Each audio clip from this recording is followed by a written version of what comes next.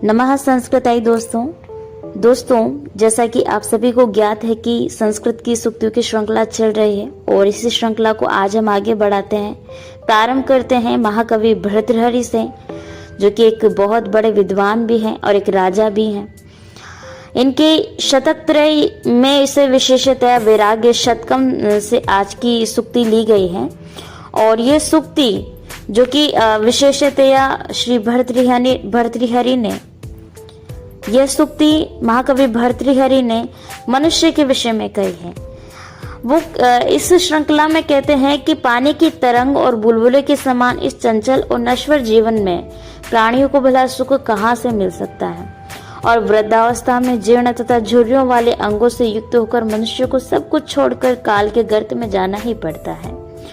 तो वहां पर इसी श्रृंखला को आगे बढ़ाते हुए इसी कड़ी में वो कहते हैं कि भोगों को भोगना समाप्त नहीं होता है, अपितु व्यक्ति ही समाप्त हो जाता है। और कवि ने कितनी गंभीर बात कही है कि भोगान भुक्ता वयम एव भुक्ताः, तपोन तप्तं वयम एव तप्ताः, कालोन यातो वयम एव याताः, तृष्णान जीर्णा वयम एव जीर्णाः।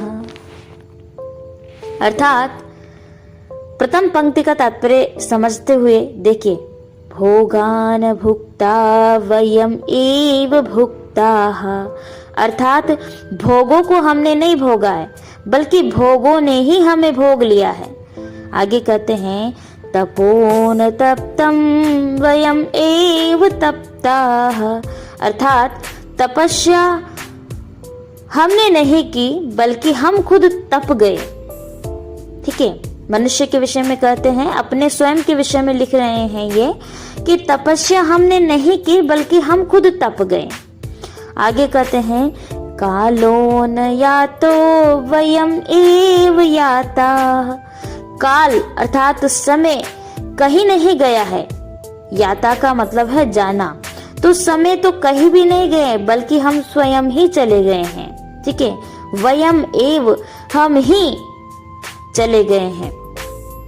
आगे कहते हैं कि तृष्णान जीर्णा वयम एव जीर्णाः, इस सभी की बात भी मेरी कुछ पाने की तृष्णा जो है, कवि कहते हैं अपने विषय में कि इन सब के बाद भी मेरी कुछ पाने की तृष्णा नहीं गई है। सब चला गया है पर मेरी तृष्णा अभी शेष है, पुरानी नहीं हुई है कहने का तात्पर्य, बल्कि हम स्वयं जीर्ण हो गए हैं। तृष्णा शेष है, भले ही शरीर से जीर्ण हो गए हैं। तो पूरे श्लोक का तात्पर्य एक बार फिर से आपको बताते हैं। कवि स्वयं अपने विषय में लिखते हुए कहते हैं कि भोगों को हमने नहीं भोगा है बल्कि भोगों ने ही हमें भोग लिया है। तपस्या हमने नहीं की बल्कि हम खुद इस तरीके से तप गए हैं। काल अर्थात समय कहीं भी नहीं गया है, हम ही चले गए हैं, हम स्वयं ही चले गए हैं। और इन सब के बावजूद भी मेरी कुछ पाने की जो तृष्णा है, जो लालसा है, जो इच्छा है, वो अभी शेष है, वो पुरानी नहीं हुई है।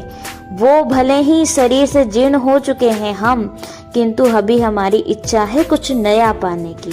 इस प्रकार भर्तृहरि ने यहाँ संसार की असारता और वैराग्य के महत्व का प्रतिपादन किया है और इस शतक में काव्य प्रतिभा और दार्शनिकता का अद्भुत समन्वय प्रस्तुत किया है।